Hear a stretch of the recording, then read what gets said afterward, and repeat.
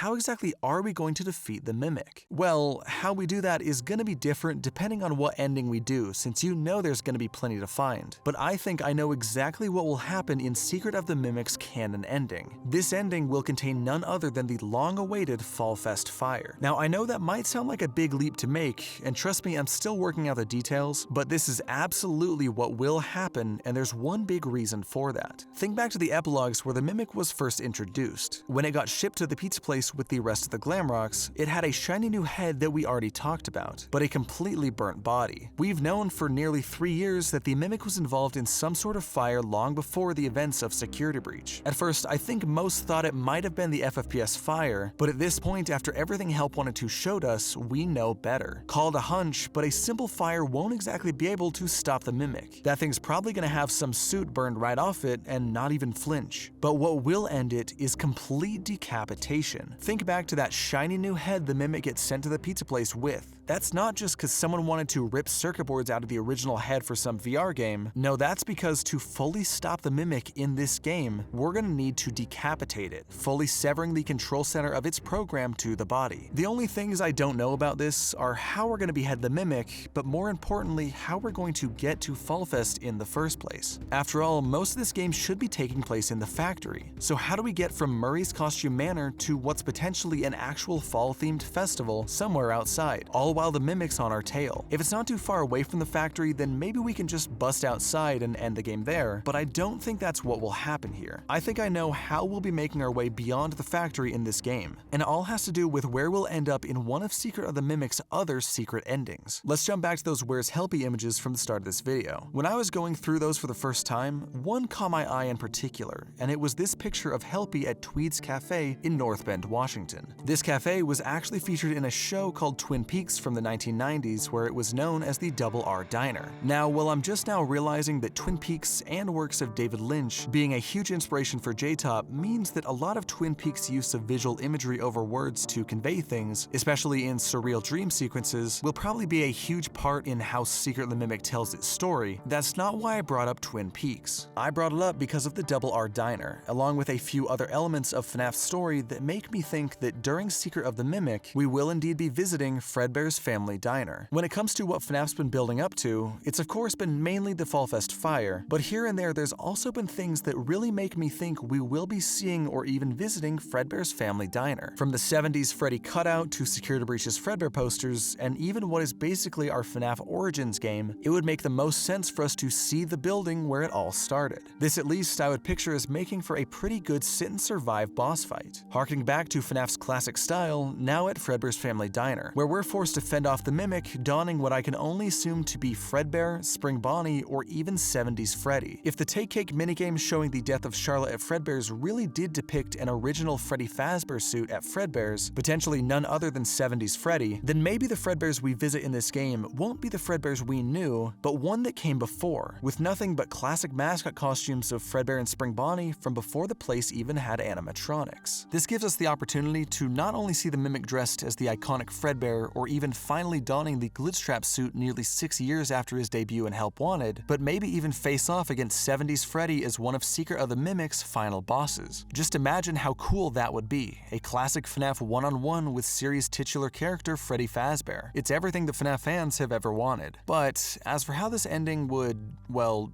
end, I might have an idea. Although this could happen somewhere else in the game, and I did say that the diner might not have actual animatronics yet, I think the Mimic can and will get springlocked at some point in this game, and it might be at Fredbear's. If we're really gonna end up stuck fighting against it at Fredbear's, then I can't think of another way we might end up dealing with it beyond crushing the Mimic in a springlock failure, which is something that's actually already happened to it in the books where it got crushed in one of those springlock jesters. The only other way I could see that going is us somehow also burning the place down, potentially making for one of the best endings in the series, literally ending Fredbear's before any of what we know will happen there one day. So besides ideas about what would happen at Fredbear's, we still have to go back to how we'd get there in the first place, like with Fallfest. And I think I have an idea so insane that it just might work. Remember, there's never been just one way to get into Fredbear's. According to the sister location breaker room map, Fredbear's family diner is directly connected to Afton's underground facility. I think that Secret of the Mimic's factory factory will have its own underground area, tunneling out from under the factory itself and not only connecting to the sister location facility, but Fredbear's Family Diner and maybe even tunneling right under Fallfest. At some point in Secret of the Mimic, I suspect we'll gain a high enough access on our data diver to reach this underground level in what'll be Secret of the Mimic's endgame area. Sorta like how past the point of the Mimic's lair in Ruin is where we were able to find all 3 of the game's endings. Though obviously this game would put way more content, like even individual boss fights after this point, depending on what path we choose to unlock throughout our actions in the factory. Now while this would be a good mechanism for getting our player beyond the reaches of the factory without actually taking them outside, I don't think you fully realize the ramifications of what this means. Consider the idea that the MCM factory is probably in pretty close proximity to Fredbear's Family Diner, the same location that would eventually become Freddy Fazbear's Pizza Place in FFPS. If those two are both directly connected and in close proximity with each other, I guarantee you that not only is the modern-day Pizzaplex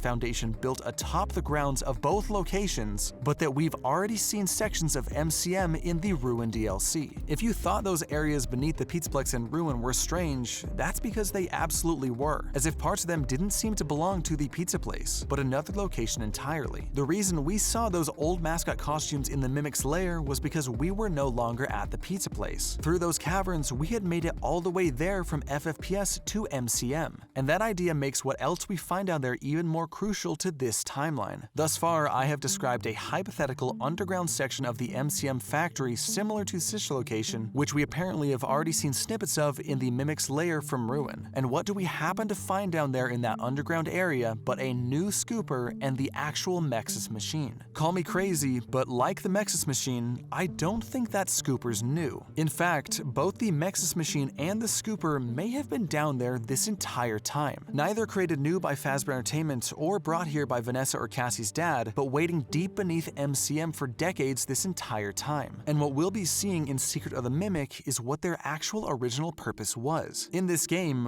what makes our players so special is that we'll either be bringing with us or knowing how to activate the already in place MXES machine as one of our ultimate weapons against the Mimic. When it comes to the tech we've seen in Secret of the Mimic so far, each and every mascot, suit, or piece of machinery has this little insignia on it that indicates that it's a product being made by MCM for Fazbear Entertainment, which we can see used as early on as even the Faz coins from all the way back in Help Wanted. Meanwhile, products specifically made by Murray Co. tend to use the MCM logo as their tell. However, there is not a single trace of style nor branding of either on the MXES machine, which makes me think this thing has to be something that came directly from Fazbear Entertainment or someone else, either to keep the Mimic at bay before Secret of the Mimic, or sent there with us in our van as a part of our retrieval mission. Either way, we're gonna both use the MXES machine against the Mimic once again and potentially try to scoop it, or at least understand what the original purpose of that scooper was in the first place. What might be the most important thing here of all will actually be figuring out the full picture of what's down in that underground area in Secret of the Mimic, because last I checked, we left off with Cassie plummeting even deeper into the depths of the Mega Pizzaplex's foundation, and I think that whatever we find in Secret of the Mimic might be the key to understanding exactly what's going to happen next in Cassie's story. As for the actual story of our player though, I think there might also be a few things we found in Security Breach that could be a big part to what will happen to them in this game. Some might not have realized it, but even before we saw the MXES machine or scooper, we had already seen quite a few bits of Edwin's technology baked right into the main gameplay of Security Breach. I'm definitely not the first to point this out, but did you ever take a real close look at how the daycare attendant looks in Ruin? When it comes to the roster of characters in Security Breach, he stands out a bit from the Glamrocks, and that's definitely for a specific reason. Not only did the Bobby Dots make it clear he was apparently some old stage animatronic before being moved to the daycare, but even those who didn't read the books might have noticed similarities between the daycare attendant's teeth and that of the Mimics. But at this point, now with a good look at the Mimic's original head, we can see that even the section under their noses with a indentation for their eyes appears to line up perfectly. Some might even recall that this exact trait is strangely also found on the mask we end up giving Roxy before the events of Ruin. Heck, with us seeing Maestro Music Man in Secret of the Mimic's trailer, what are the odds that this is also just what would eventually end up becoming DJ Music Man, with an accompanying army of old wind-up Music Man following him straight from MCM to his installation in the Pizzaplex. It looks like the storyteller, which gives an earlier look at the Pizzaplex, makes no mention of the daycare attendant or DJ Music Man, which had led some to speculate that their installation actually came after Edwin Murray's death. Odds are, Fazbear had all of this old tech laying around for decades, and they figured that right after the death of its inventor in the storyteller would would be no better time to just straight up use it. So we may have seen all this old tech in Security Breach, but in Secret of the Mimic, we'll get a chance to yet again understand its original purpose. From why the daycare attendant is the way he is, to what's so special about the mask we give Roxy. Beyond that though, there's only one more piece of technology I can think of that might have something to do with how we deal with, or have dealt with, the Mimic, and it's actually something from Help Wanted 2. You all definitely remember Carnie, the animatronic who ends up getting burned pretty bad in the fire that consumes Help Wanted 2's Phaser Blast level. Ironically, I don't want to focus too much on the fire when it comes to him, but the fact that he's basically a reskin of Lefty, maybe even a predecessor to him. When it comes to Secret of the Mimic, at this point we've made the importance of FFPS very clear. From seeing the origins of the mediocre melodies, to realizing it was probably somehow Edwin behind Trash in the gang, and I don't think that stops for a character like Lefty. I've been trying to make sense of how his origins as one of FFPS's most mysterious characters could tie into Secret of the Mimic, and I think I've cracked exactly what's going on here. Lefty is an animatronic programmed to lure, encapsulate, fuse, transport, and extract. I always found a part of that description particularly weird, since we never really seem to do any extracting of the puppet from the Lefty animatronic. But I want you to think about Lefty's purpose in the context of Secret of the Mimic. Something that's been gnawing at me for months now is that Lefty is the perfect tool for dealing with the Mimic, sealing it up inside the suit and transporting it straight to the hands of Fazbear Entertainment. Perhaps that's even how they recovered it in the first place long before this game. Or perhaps Lefty is something our character might be able to use as a tool during our own mission. But now, even with everything we've described as either obstacles or tools for our player to use against the Mimic, we have to wonder what will actually happen to us in the end. Regardless of who we play as, will we survive Secret of the Mimic? And unfortunately, I don't think we will, though there is a deliberate reason for that. That's because I think I know what we're going to become after not surviving, and that's none other than MXES. That's right, that scrapped model of theirs wasn't just for show. Our player will defeat the Mimic, but we may pay the ultimate price, perishing but becoming one with the very tool we needed to take down the Mimic in the first place, living on as a program with the same goal of keeping the Mimic contained even decades after our death. We may not get a happy ending yet, but at least we'll eventually return past Ruin as a key component to figuring out how to deal with the Mimic once and for all. At this point, we've haphazardly covered an incredible amount of content from all across the franchise, hopefully in order to truly understand what'll be happening in Secret of the Mimic. But as we near the end here, there is still one final question